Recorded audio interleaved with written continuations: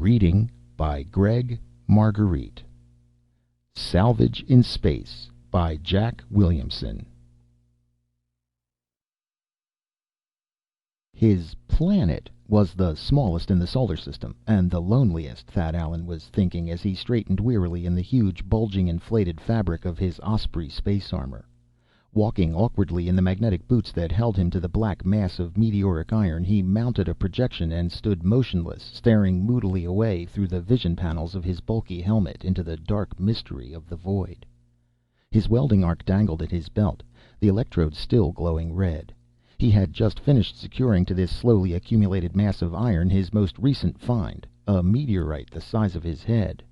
5 perilous weeks he had labored to collect this rugged lump of metal, a jagged mass some 10 feet in diameter, composed of hundreds of fragments that he had captured and welded together. His luck had not been good.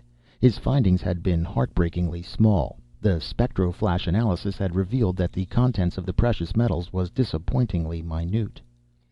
The meteor or asteroid belt between the orbits of Mars and Jupiter is mined by such adventurers as Thad Allen for the platinum, iridium, and osmium that all meteoric irons contain in small quantities.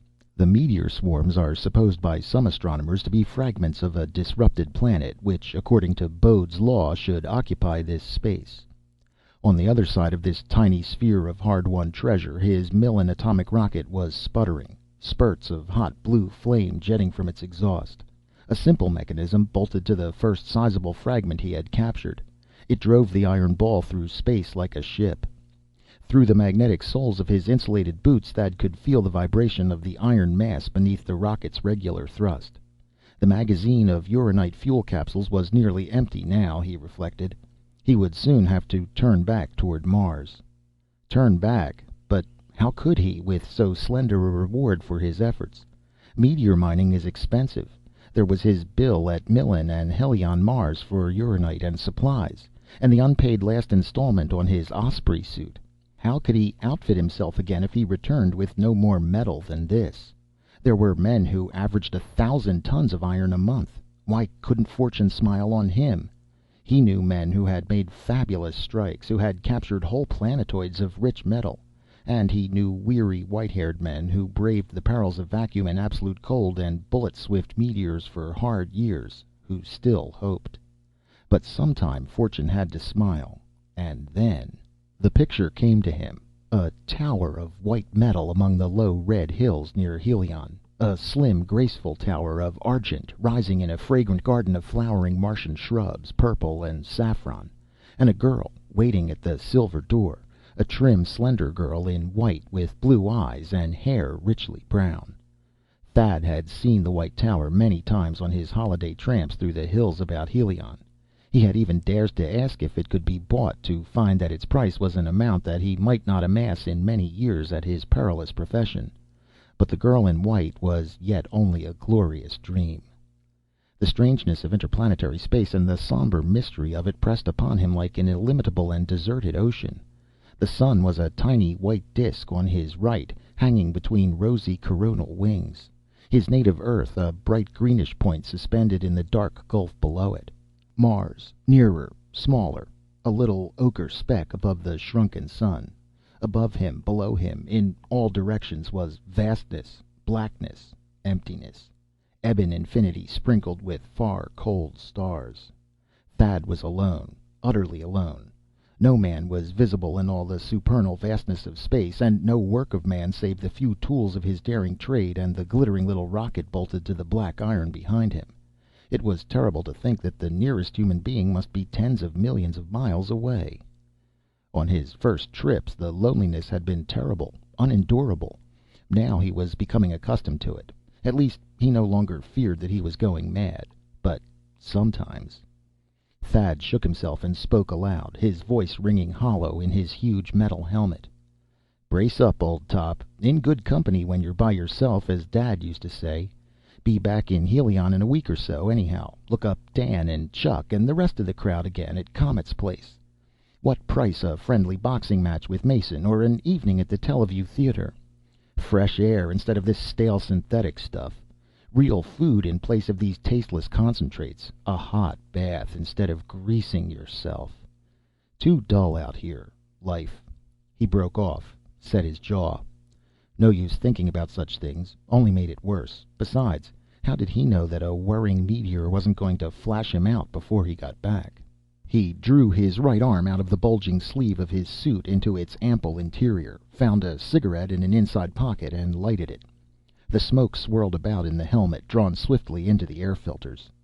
Darn clever, these suits, he murmured. Food, smokes, water, generator, all where you can reach them. And darned expensive, too. I'd better be looking for pay metal. He clambered to a better position, stood peering out into space, searching for the tiny gleam of sunlight on a meteoric fragment that might be worth capturing for its content of precious metals. For an hour he scanned the black star-strewn gulf as the sputtering rocket continued to drive him forward. "There she glows!" he cried suddenly, and grinned. Before him was a tiny glowing fleck that moved among the unchanging stars. He stared at it intensely, breathing faster in the helmet. Always he thrilled to see such a moving gleam. What a treasure it promised! At first sight it was impossible to determine size or distance or rate of motion. It might be 10,000 tons of rich metal. A fortune! It would more probably prove to be a tiny, stony mass not worth capturing. It might even be large and valuable, but moving so rapidly that he could not overtake it with the power of the diminutive Millen rocket. He studied the tiny speck intently, with practiced eye, as the minutes passed. An untrained eye would never have seen it at all among the flaming hosts of stars. Skillfully he judged from its apparent rate of motion and its slow increase in brilliance its size and distance from him. Must be a fair size, he spoke aloud at length. 100 tons, I'll bet my helmet. But scooting along pretty fast. Stretch the little old rocket to run it down. He clambered back to the rocket, changed the angle of the flaming exhaust to drive him directly across the path of the object ahead, filled the magazine again with the little pellets of uranite, which were fed automatically into the combustion chamber, and increased the firing rate. The trailing blue flame reached farther backward from the incandescent orifice of the exhaust. The vibration of the metal sphere increased. Thad left the sputtering rocket and went back where he could see the object before him. It was nearer now, rushing obliquely across his path. Would he be in time to capture it as it passed? Or would it hurtle by ahead of him and vanish in the limitless darkness of space before his feeble rocket could check the momentum of his ball of metal? He peered at it as it drew closer. Its surface seemed oddly bright, silvery, not the dull black of meteoric iron. And it was larger, more distant than he thought at first. In form, too, it seemed curiously regular, ellipsoid. It was no jagged mass of metal. His hopes sank, rose again immediately.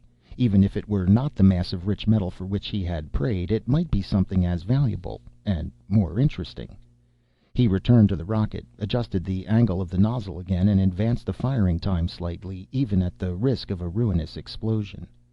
When he returned to where he could see the hurtling object before him, he saw that it was a ship, a tapering silver-green rocket flyer. Once more his dreams were dashed. The officers of interplanetary liners lose no love upon the meteor miners, claiming that their collected masses of metal, almost helpless, always underpowered, are menaces to navigation.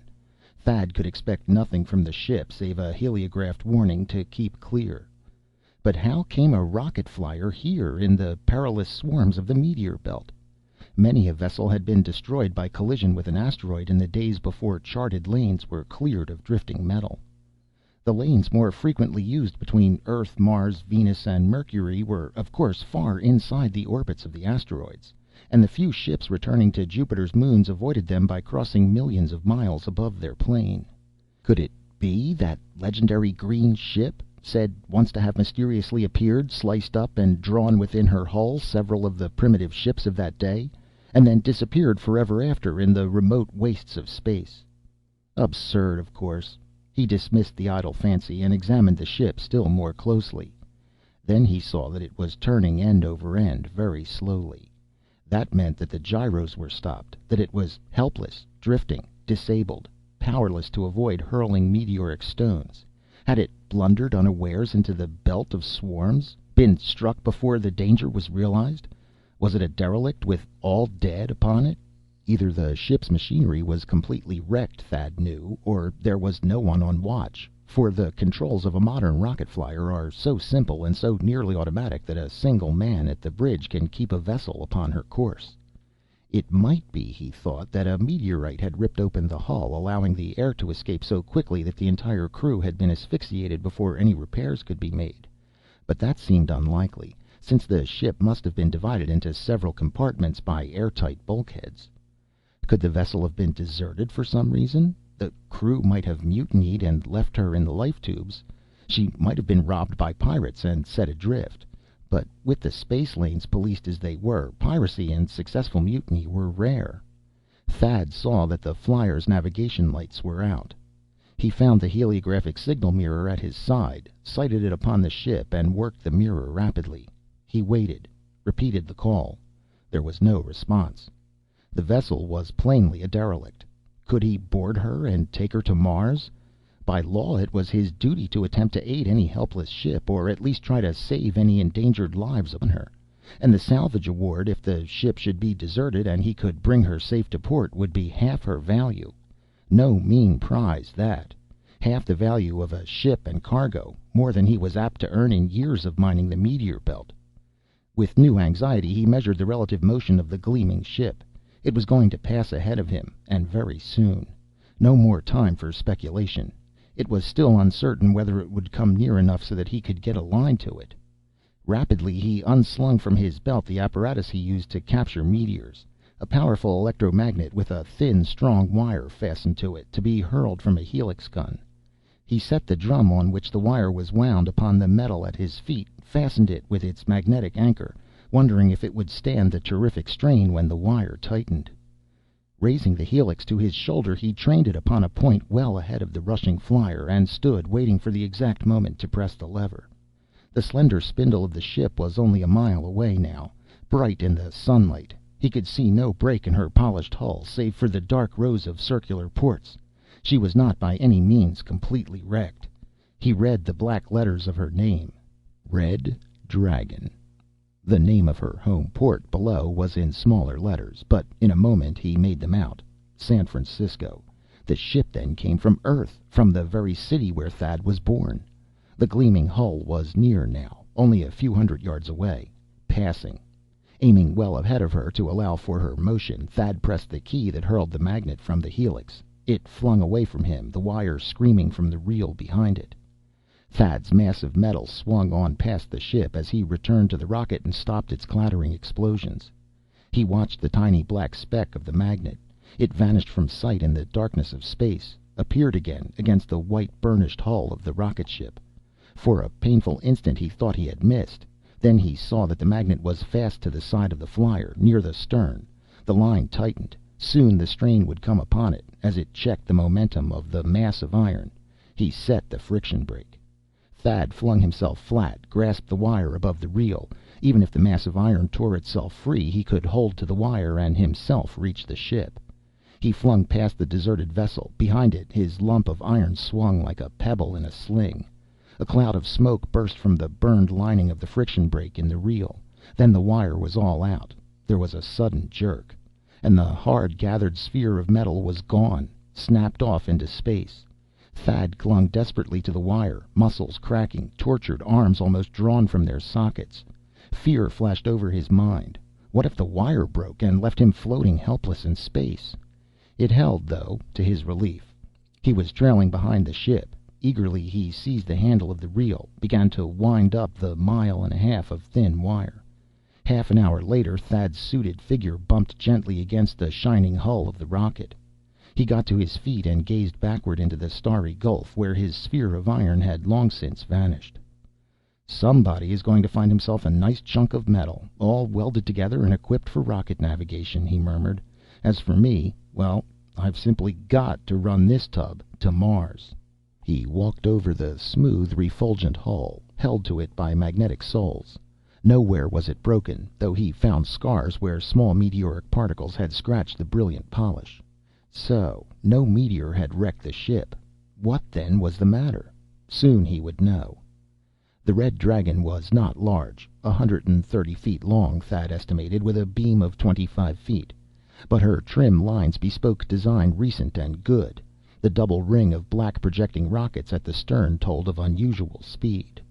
A pretty piece of salvage, he reflected, if he could land her on Mars. Half the value of such a ship, unharmed and safe in port, would be a larger sum than he dared to put in figures, and he must take her in now that he had lost his own rocket. He found the life tubes, 6 of them, slender, silvery cylinders lying secure in their niches, 3 along each side of the flyer. None was missing. So the crew had not willingly deserted the ship. He approached the main airlock, at the center of the hull, behind the projecting dome of the bridge. It was closed.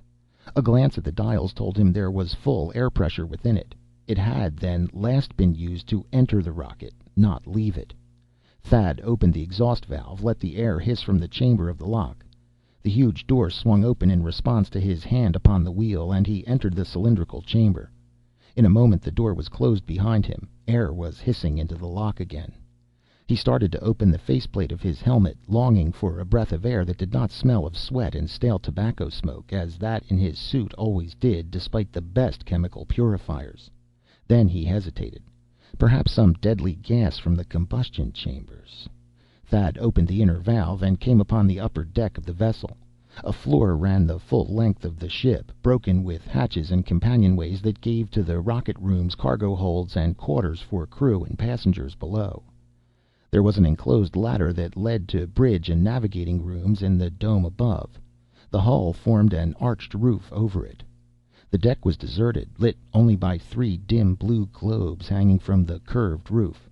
All seemed in order, the firefighting equipment hanging on the walls, and the huge metal patches and welding equipment for repairing breaks in the hull. Everything was clean, bright with polish or new paint. And all was very still. The silence held a vague, brooding threat that frightened Thad, made him wish for a moment that he was back upon his rugged ball of metal. But he banished his fear and strode down the deck. Midway of it he found a dark stain upon the clean metal, the black of long dried blood. A few tattered scraps of cloth beside it, no more than bloody rags, and a heavy meat cleaver half hidden beneath a bit of darkened fabric. Mute record of tragedy. Thad strove to read it. Had a man fought here and been killed? It must have been a struggle of peculiar violence, to judge by the dark spattered stains and the indescribable condition of the remnants of clothing. But what had he fought? Another man, or some thing? And what had become of victor and vanquished? He walked on down the deck. The torturing silence was broken by the abrupt patter of quick little footsteps behind him.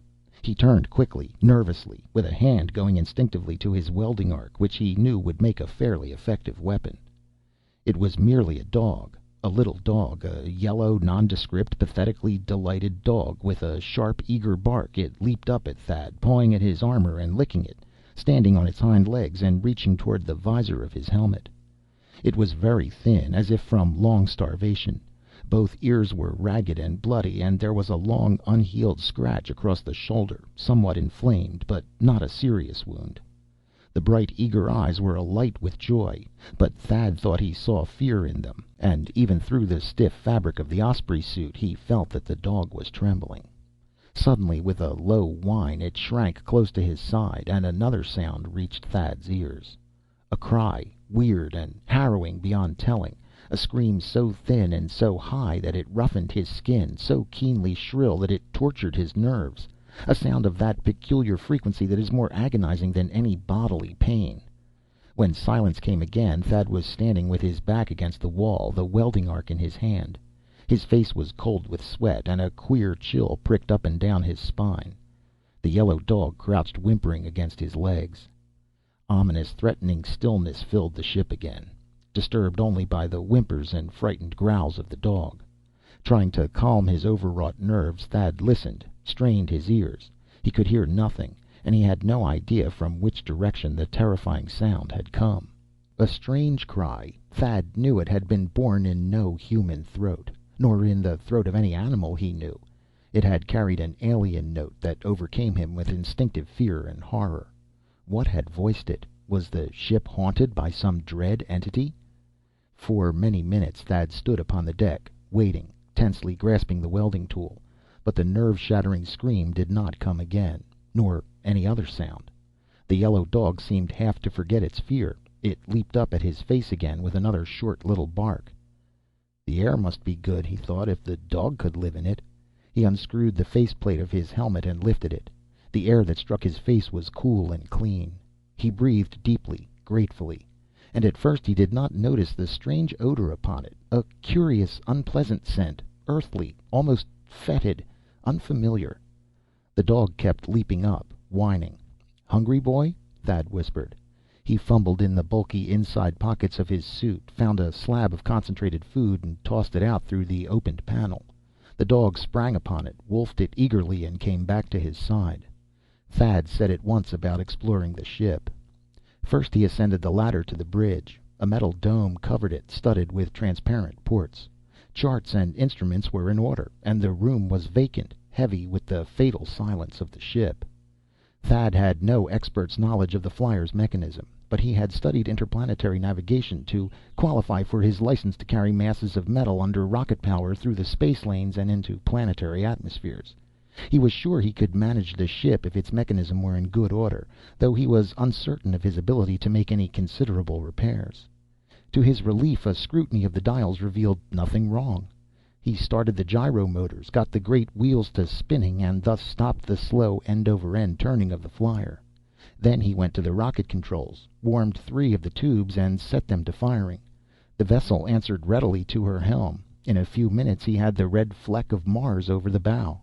"Yes, I can run her all right," he announced to the dog, which had followed him up the steps, keeping close to his feet. "Don't worry, old boy. We'll be eating a juicy beefsteak together in a week at Comet's place in Helion, down by the canal. Not much style, but the eats. And now we're going to do a little detective work and find out what made that disagreeable noise, and what happened to all your fellow astronauts. Better find out before it happens to us." He shut off the rockets and climbed down from the bridge again. When Thad started down the companionway to the officers' quarters in the central one of the 5 main compartments of the ship, the dog kept close to his legs, growling, trembling, hackles lifted. Sensing the animal's terror, pitying it for the naked fear in its eyes, Thad wondered what dramas of horror it might have seen. The cabins of the navigator, calculator, chief technician, and first officer were empty, and forbidding with the ominous silence of the ship. They were neatly in order, and the berths had been made since they were used. But there was a large blood stain, black and circular, on the floor of the calculator's room. The captain's cabin held evidence of a violent struggle.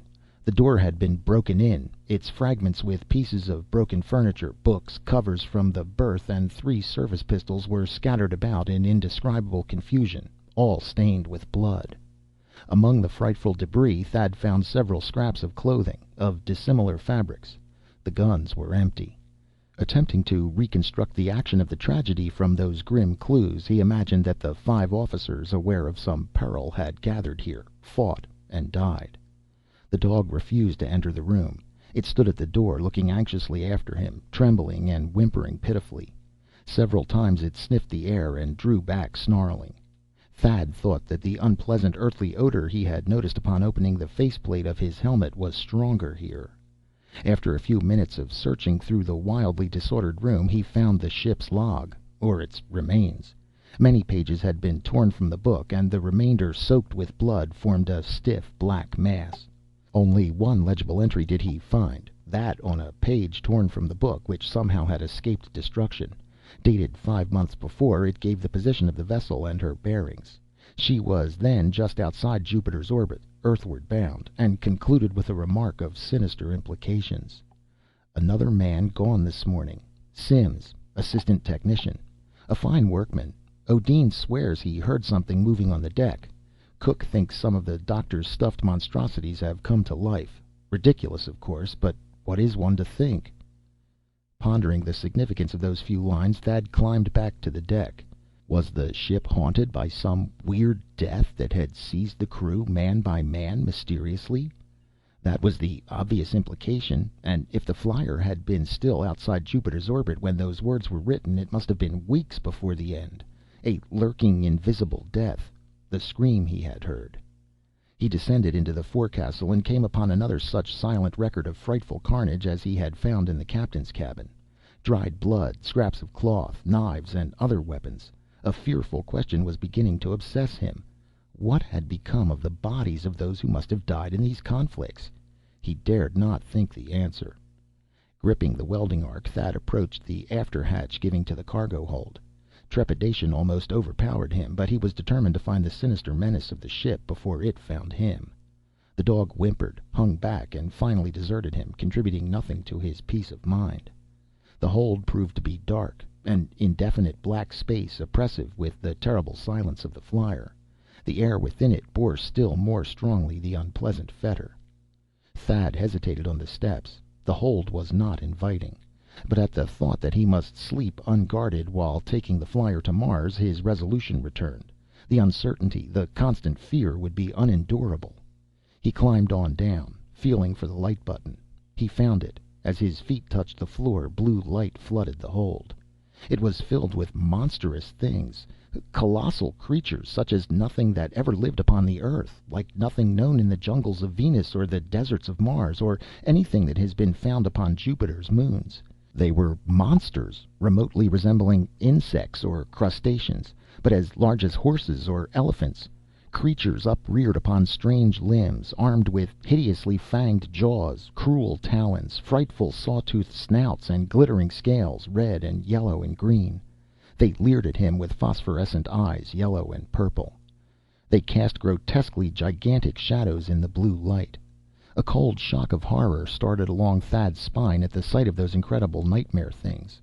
Automatically, he flung up the welding tool, flicking over the lever with his thumb so that violet electric flame played about the electrode. Then he saw the crowding, hideous things were motionless, that they stood upon wooden pedestals, that many of them were supported upon metal bars. They were dead, mounted, collected specimens of some alien life. Grinning wanly and consciously of a weakness in the knees, he muttered, "They sure will fill the museum if everybody gets the kick out of them that I did. A little too realistic, I'd say.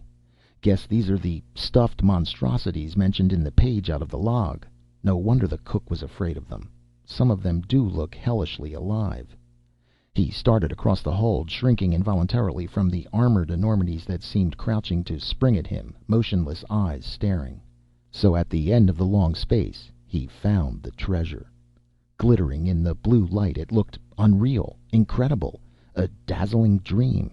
He stopped among the fearful things that seemed gathered as if to guard it, and stared with wide eyes through the open faceplate of his helmet. He saw neat stacks of gold ingots, new, freshly smelted bars of silver-white iridium, of argent platinum, of blue-white osmium. Many of them, thousands of pounds, Thad knew. He trembled at the thought of their value, almost beyond calculation. Then he saw the coffer. Lying beyond the piled gleaming ingots, a huge box 8 feet long, made of some crystal that glittered with snowy whiteness, filled with sparkling iridescent gleams, and inlaid with strange designs, apparently in vermilion enamel. With a little cry he ran toward the chest, moving awkwardly in the loose deflated fabric of the Osprey suit.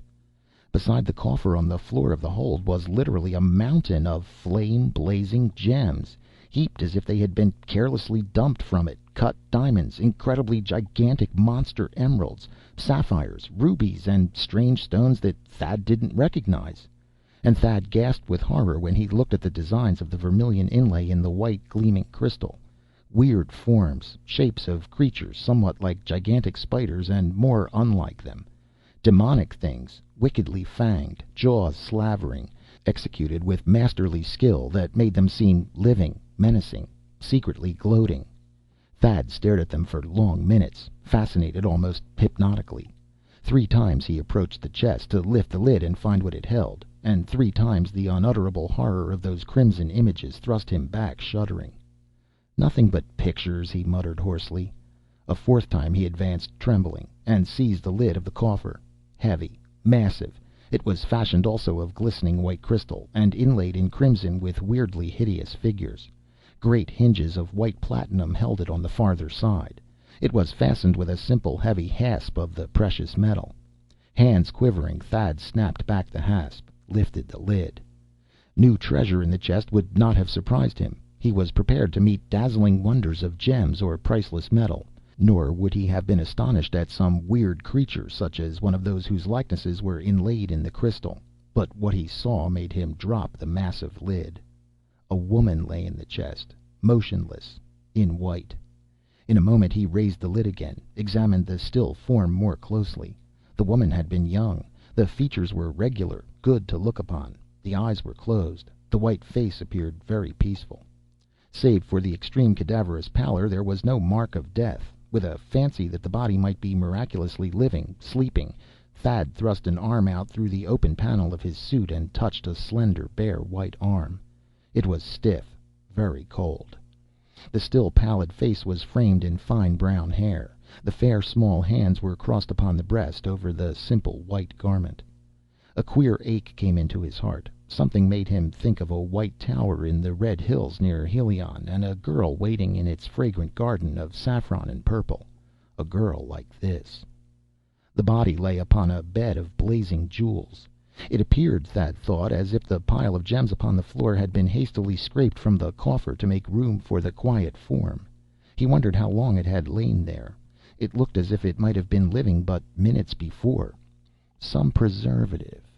His thought was broken by a sound that rang from the open hatchway on the deck above, the furious barking and yelping of the dog. Abruptly that was silent, and in its place came the uncanny and terrifying scream that Thad had heard once before on this flyer of mystery. A shriek so keen and shrill that it seemed to tear out his nerves by their roots. The voice of the haunter of the ship. When Thad came back upon the deck, the dog was still barking nervously. He saw the animal forward, almost at the bow, hackles raised, tail between its legs. It was slinking backward, barking sharply, as if to call for aid. Apparently it was retreating from something between Thad and itself, but Thad, searching the dimly lit deck, could see no source of alarm, nor could the structures upon it have shut any large object from his view. "It's all right," Thad called, intending to reassure the frightened animal, but finding his voice queerly dry. "Coming on the double, old man. Don't worry." The dog had reached the end of the deck. It stopped yelping, but snarled and whined as if in terror. It began darting back and forth, moving exactly as if something were slowly closing in upon it, trapping it in the corner. But Thad could see nothing. Then it made a wild dash back toward Thad, darting along the wall as if to run past an unseen enemy. Thad thought he heard quick, rasping footsteps then, that were not those of the dog. And something seemed to catch the dog in mid-air as it leaped. It was hurled howling to the deck. For a moment it struggled furiously, as if an invisible claw had pinned it down. Then it escaped and fled whimpering to Thad's side. He saw a new wound across its hips, 3 long parallel scratches from which fresh red blood was trickling. Regular scraping sounds came from the end of the deck, where no moving thing was to be seen. Sounds such as might be made by the walking of feet with unsheathed claws. Something was coming back toward Thad, something that was invisible. Terror seized him with the knowledge. He had nerved himself to face desperate men or a savage animal, but an invisible being that could creep upon him and strike unseen. It was incredible, yet he had seen the dog knocked down and the bleeding wound it had received. His heart paused, then beat very quickly. For the moment he thought only blindly of escape. He knew only an overpowering desire to hide, to conceal himself from the invisible thing. Had it been possible, he might have tried to leave the flyer. Beside him was one of the companionways amidships, giving access to a compartment of the vessel that he had not explored. He turned, leaped down the steps with the terrified dog at his heels. Below he found himself in a short hall, dimly lighted, several metal doors opening from it. He tried one at random. It gave. He sprang through, let the dog follow, closed and locked it. Trying to listen, he leaned weakly against the door. The rushing of his breath swift and regular, the loud hammer of his thudding heart, the dog's low whines. Then unmistakable scraping sounds outside. The scratching of claws, Thad knew. Invisible claws. He stood there, bracing the door with the weight of his body, holding the welding arc ready in his hand. Several times the hinges creaked and he felt a heavy pressure against the panels, but at last the scratching sounds ceased. He relaxed. The monster had withdrawn, at least for a time. When he had time to think, the invisibility of the thing was not so incredible. The mounted creatures he had seen in the hold were evidence that the flyer had visited some unknown planet where weird life reigned. It was not beyond reason that such a planet should be inhabited by beings invisible to human sight. Human vision, as he knew, utilizes only a tiny fraction of the spectrum. The creature must be largely transparent to visible light, as human flesh is radiolucent to hard X-rays. Quite possibly it could be seen by infrared or ultraviolet light. Evidently it was visible enough to the dog's eyes, with their different range of sensitivity. Pushing the subject from his mind, he turned to survey the room into which he had burst. It had apparently been occupied by a woman. A frail blue silk dress and more intimate items of feminine wearing apparel were hanging above the berth. 2 pairs of delicate black slippers stood neatly below it. Across from him was a dressing table with a large mirror above it. Combs, pins, jars of cosmetic cluttered it. And Thad saw upon it a little leather-bound book, locked, stamped on the back, "Diary." He crossed the room and picked up the little book, which smelled faintly of jasmine. Momentary shame overcame him at thus stealing the secrets of an unknown girl. Necessity, however, left him no choice but to seize any chance of learning more of this ship of mystery and her invisible haunter. He broke the flimsy fastening. Linda Cross was the name written on the flyleaf in a firm, clear, feminine hand.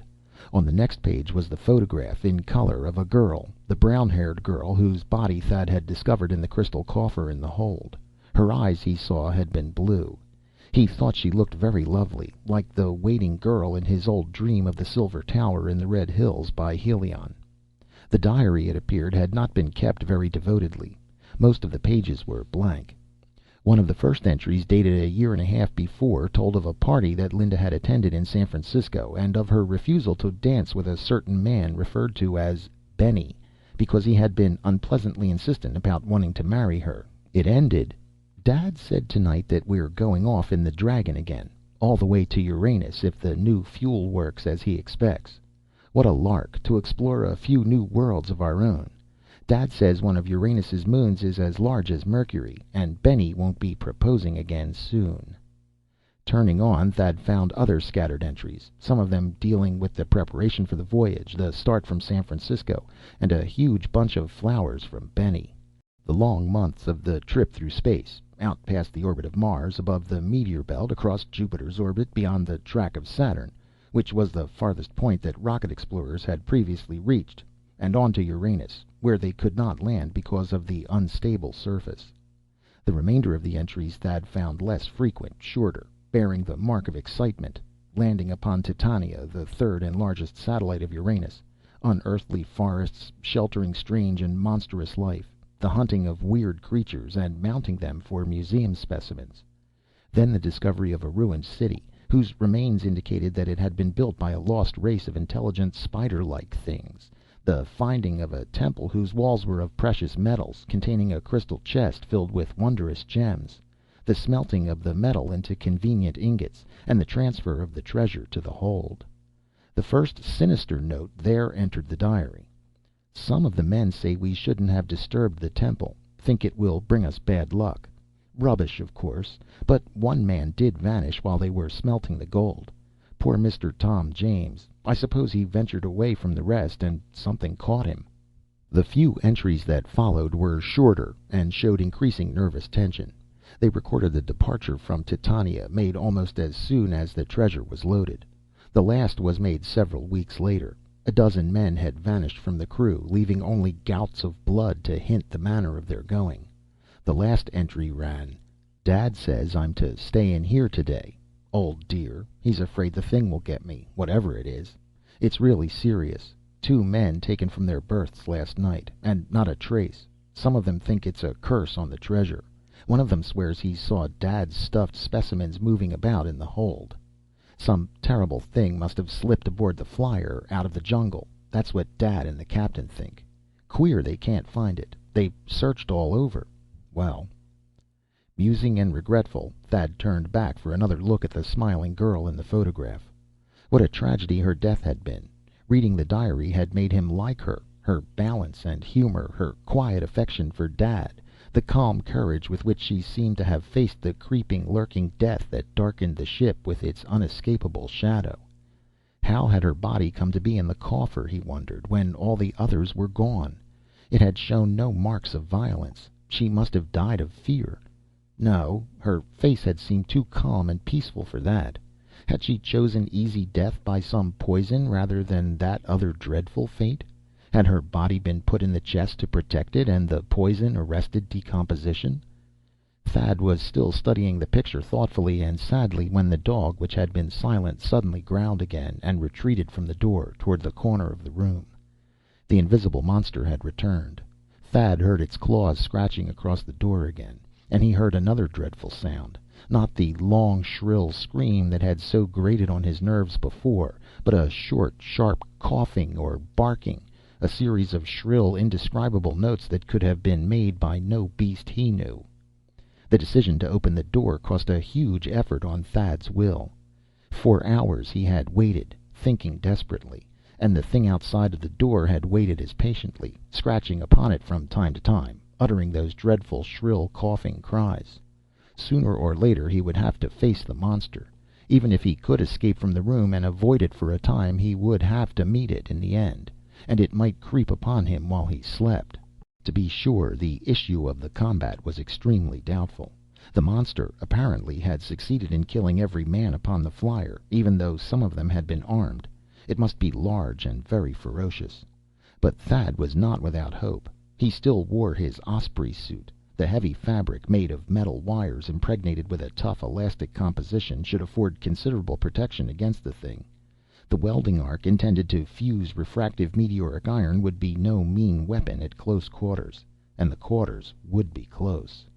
If only he could find some way to make the thing visible. Paint, or something of the kind, would stick to its skin.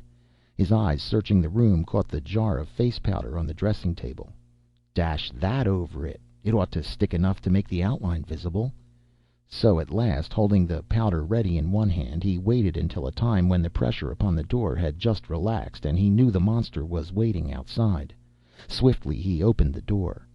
Thad had partially overcome the instinctive horror that the unseen being first aroused in him, but it returned in a sickening wave when he heard the short, shrill, coughing cries, hideously eager, that greeted the opening of the door, and the quick rasping of naked claws upon the floor. Sounds from nothingness. He flung the powder at the sound. A form of weird horror materialized before him, still half invisible, half outlined with the white film of adhering powder, gigantic in hideous claws that seemed to reach out of empty air, the side of a huge scaly body, a yawning, dripping jaw. For a moment Thad could see great hooked fangs in that jaw. Then they vanished, as if an unseen tongue had licked the powder from them, dissolving it in fluids which made it invisible. That unearthly, half-seen shape leaped at him. He was carried backward into the room, hurled to the floor. Claws were rasping upon the tough fabric of his suit. His arm was seized crushingly in half-visible jaws. Desperately he clung to the welding tool. The heated electrode was driven toward his body. He fought to keep it away. He knew that it would burn through even the insulated fabric of his suit. A claw ripped savagely at his side.